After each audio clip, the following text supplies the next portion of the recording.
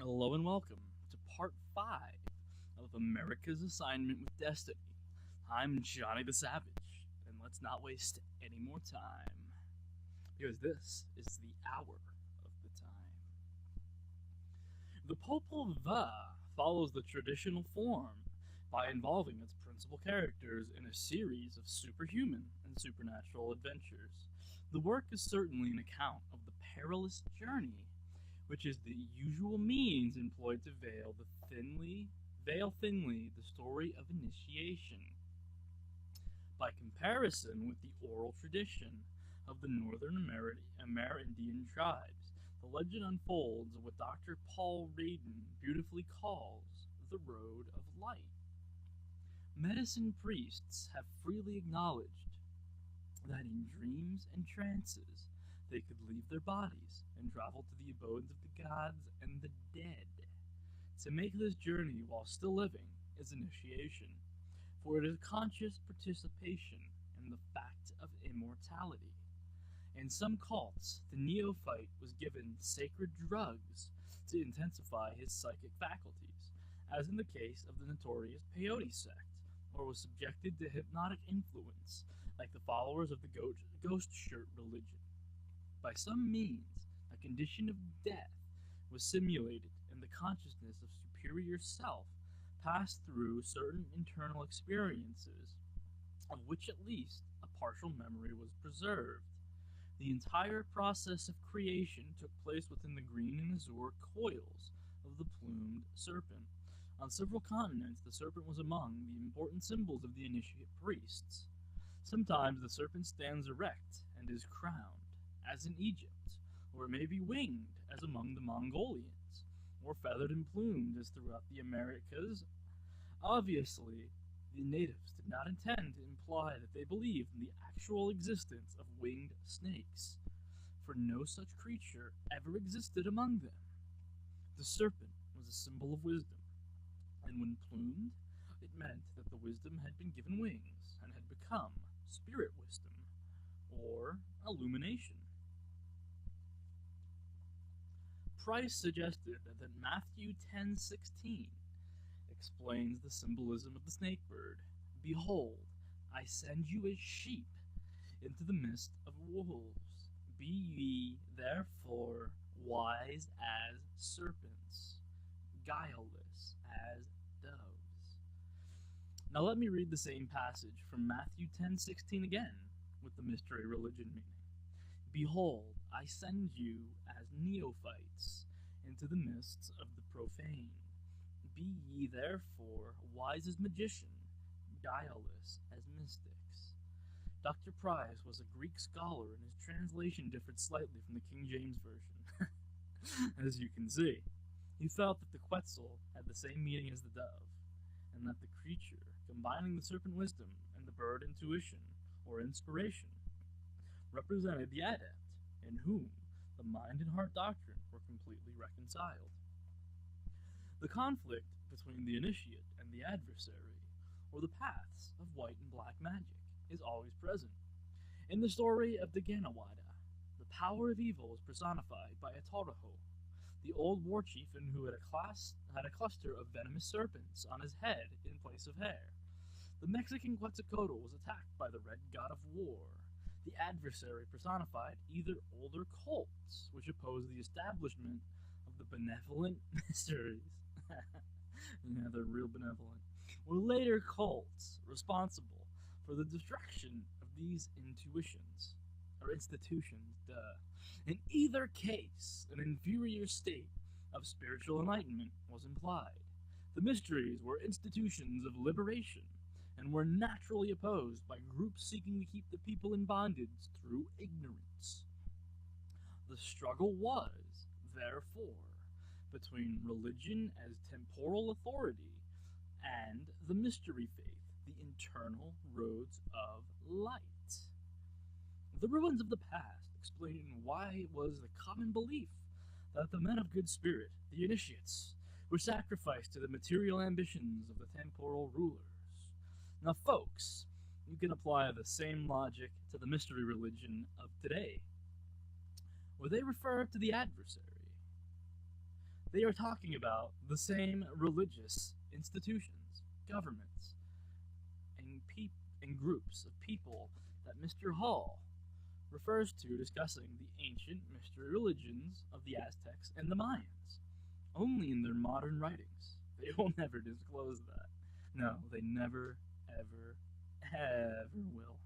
That's why they consider Christianity to be Typhon, because they consider it to be a corruption of their beliefs. All the Aboriginal tribes of North America practiced mystical and magical rites and vestiges of an esoteric tradition, served by a priestly class distinguished for sagacity and personal integrity, are still found to be among surviving groups, scattered over a vast area and divided further by a lack of common language. These nomadic bands were approaching the horizon of national existence when the European colonists conquered their lands, decimated their tribes, and destroyed their cultural patterns. Now that must be a coincidence, right? Right? You'll see what I mean later. I'm getting into it. So diversified were the traditions of these people that it is difficult to summarize their beliefs and doctrines, especially after their legends, histories, and religious institutions were corrupted by outside influences. The European colonists were of no mind to search for the mystical secrets of the Indian lifeway. These settlers brought their own religious beliefs, which they were resolved to force upon the natives. There were no ethnologists and no anthropologists among the Puritans, and many important landmarks of Indian philosophy were destroyed before they had been honestly investigated or appraised. Most of the tribal lore was in the keeping of priests and elders, and if these were killed or died without finding suitable successors, the tradition ended.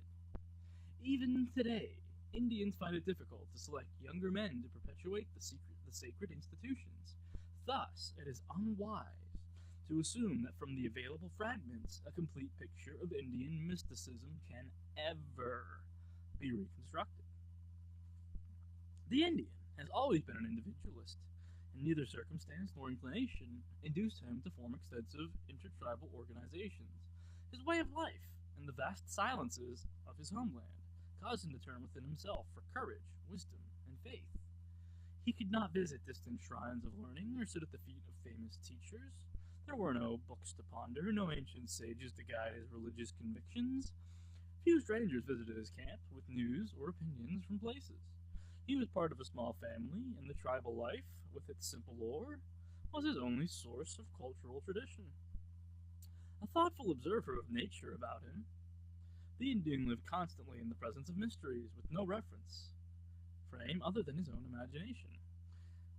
Though stoical in appearance, he was highly emotional, as indicated by his songs, dances, and festivals. His sensory perceptions were acute, and his legends indicate strong, dramatic instincts. Among advanced tribes, according to Dr. Franz Boas, an elaborate series of esoteric doctrines and practices exists, which are known to only a small portion of the tribe, while the mass of the people are familiar only with part of the ritual and with its exoteric features. For this reason, we often find the religious beliefs and practices of the mass of a tribe rather heterogeneous compared with the beliefs held by the priests. Among many of the tribes in which priests are found, we find distinct esoteric societies, and it is not by any means rare that the doctrines of one society are not in accord with those of another. Esoteric forms of religion in charge of priests are found among the tribes of their arid region of the Southwest, the tribes of the southern Mississippi Basin, and to a less extent among the more northerly tribes on the plains. It would seem that, on the whole, the import of the esoteric teachings decreases among the more northerly and northeasterly tribes of the continent. The medicine priests were trained by their predecessors or were called to their life work by some miraculous incident. The little Indian boy who early in life showed a tendency to dreams and visions was encouraged to select this career in a highly organized tribal system. He was initiated into the religious institutions of his nation, receiving the lore of the old priests and fragments of the tribal history. If he belonged to some small, wandering band, his entire spiritual education had come from within, and was induced by fasting and vigil.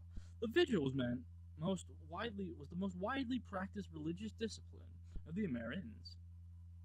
In all matter of emergency or great decisions, the Indian sought solitude. He went alone to some high place, built a small campfire, planted about him a circle of prayer plumes, smoked the ceremonial pipe, and waited through the long hours of the night for the voices. The voices instructed him in the herbs of healing, taught him the songs and dances, and brought him news of what was transpiring in distant places. There are many stories about medicine priests learning to leave their bodies at will, and journeying into the Shadowland to guide the dying to the home of ghosts. Many of these grand old mystics were wise in the ways of the spirit, and should be regarded as duly initiated members of esoteric orders. The miraculous powers of the medicine priests extended over a wide variety of phenomena. They healed the sick, protected their tribes, they directed the migrations of their people, and sought by extrasensory means the location of food, water, and other necessities. They predicted the future, they induced rain and storms, projected themselves at distant places, and read the hearts and minds of their fellow men. It was in their power to induce visions and trances and to receive the impression of the star spirits. They also gained considerable proficiency in the mesmeric and hypnotic arts. One, Charles F. Loomis, who spent many years among the Southwest Indians of the United States, described the miracles performed by the medicine priests. Although naturally skeptical, his experience among the Navajo and Pueblo Indians impressed him deeply.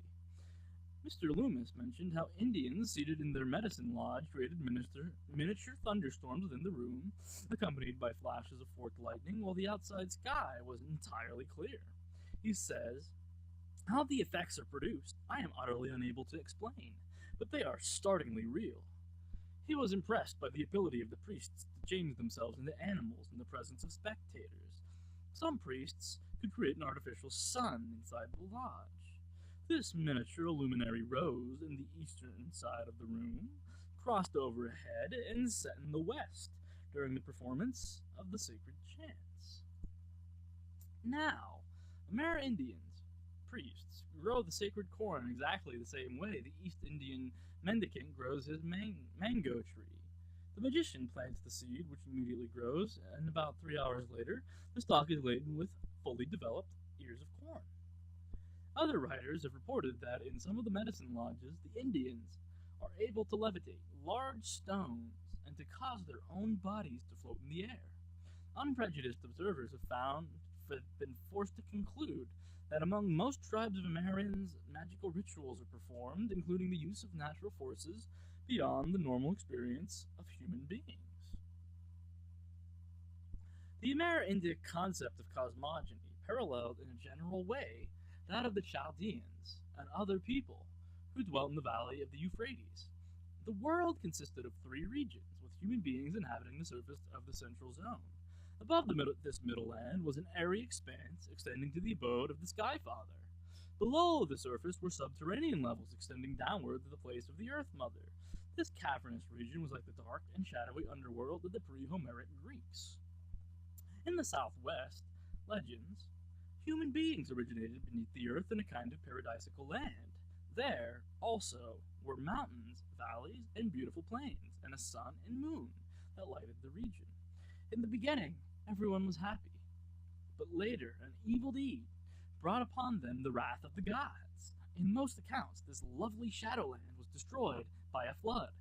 In some miraculous manner, a few righteous persons were preserved and took refuge on a tall plant, which, growing rapidly, finally broke through the surface of the Middle Land, bringing the survivors to safety.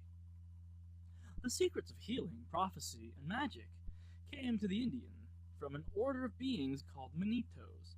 The Algonquin world is now applied to this concept of the powerful governing spirits. The Manitos were not actually gods, but superhuman man-like creatures possessing extraordinary abilities and frequently considered as giants. The size factor, however, is figurative rather than literal. The Manitos were a divine, invisible tribe, masters of magic, to whom human beings could turn to for help and guidance whenever necessity arose.